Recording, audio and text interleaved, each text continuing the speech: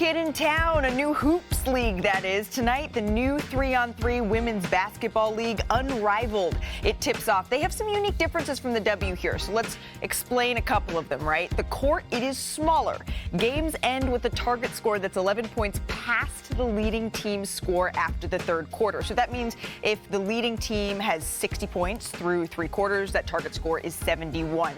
There are 6 teams of 6 players competing in the scenic South Florida venue, and the talent pool, it is deep for these 36 players too, right? There's 7 former number 1 picks, including 2-time WNBA Breanna Stewart. The league is full of notables too, including 17 Olympians, 13 WNBA champions. So for more on this new league, we're joined by Kendra Andrews, who's in Miami, cloudy Miami, for tonight's Unrivaled debut. What makes this, Kendra, so unprecedented for players? Well, Malika, the thing is, this league has been described to me as one that is founded by players and built for players. Nafisa Collier and Breanna Stewart, they created this, and they wanted to fill the voids that they saw in women's basketball. It's so common for WNBA players to go play overseas during their off season to continue playing competitive ball and just make a livable wage. Those were the top 2 priorities here. They wanted to give them a domestic opportunity to play in the winter and pay what they feel they deserve. Malika, the average salary here is $200,000. And what's really unique is all the players in this league get equity in Unrivaled. The other priority was the resources that they were able to pour in here, whether it's the practice facility, the weight room, the courts, the sauna, the hot tub, cold tub. These are amenities that not all WNBA players get in their respective teams. They really wanted to give them here.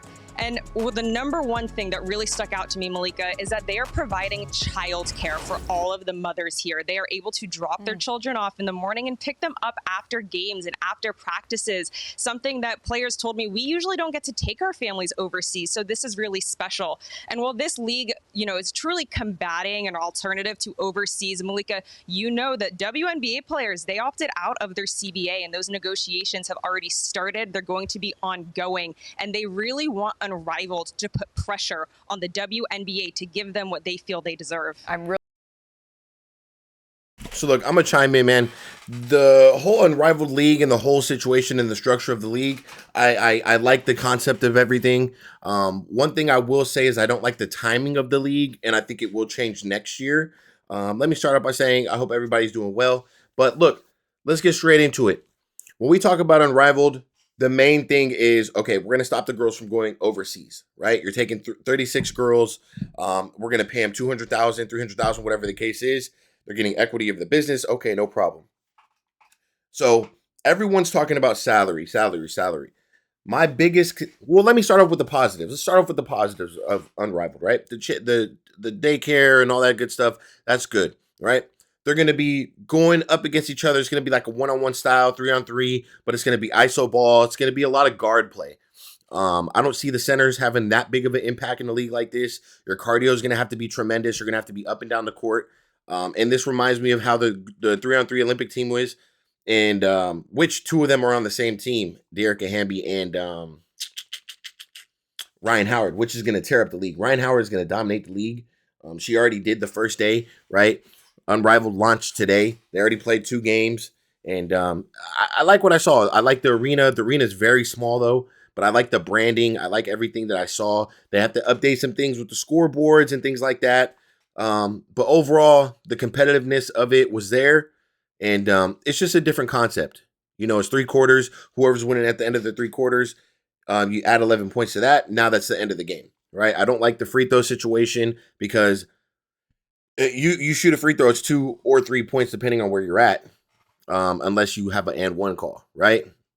Now, the biggest thing is I'm looking at a lot of the girls at Unrivaled. They're kind of down talking the WNBA, and I don't really like that. I don't really like how they're throwing shots at the WNBA, because here's my thing.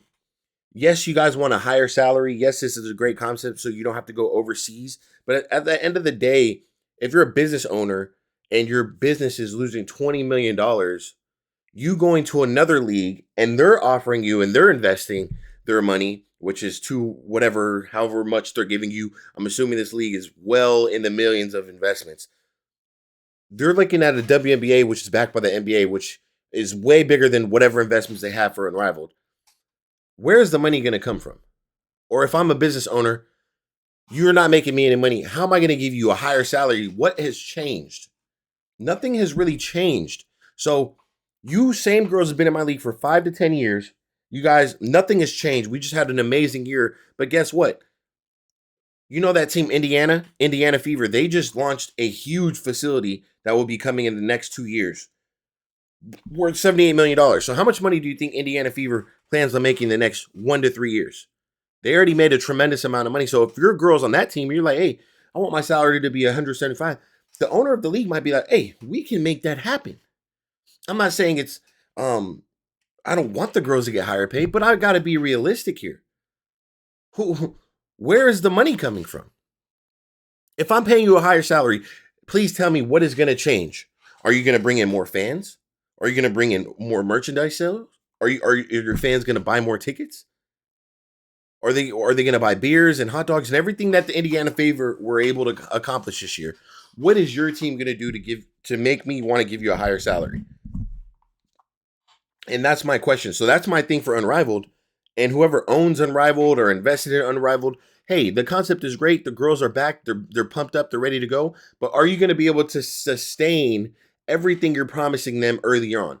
Because if you have a WNBA team with more girls on it, a longer season, more fan base, and they're still not making money, how do you guys plan on making money with Unrivaled with higher salaries, with a way smaller arena that only fits 800 people in it? I don't understand where the money's going to come from. And then you're paying for you have refs, you have facility, you have housing, you have nutrition, whatever the case is, referees, massage therapists or training staff for recovery and stuff like that. You have all those facilities you're talking about, plus uniforms and this and that. Where is the money coming from to make all of that back?